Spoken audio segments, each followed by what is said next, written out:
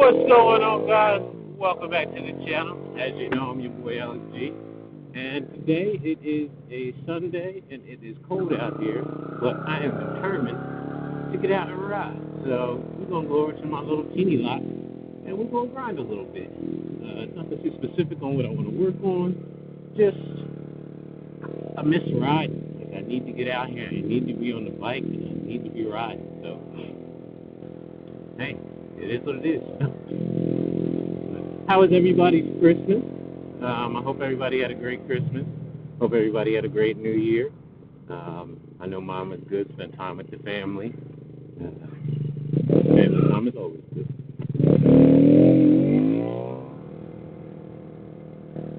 But yeah, that is the magnificent little lot that we're gonna go put in a little bit of work in. I mean, I like coming here because I can hit this little street spot, that little street there, and then when I'm working stuff, just come in here. It's only a long straightaway in here, otherwise you're dodging the little islands and stuff, but I can't complain.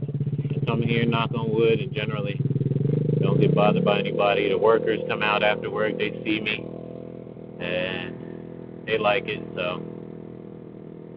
One dude, he's actually a big bike guy that works there. He's into going faster.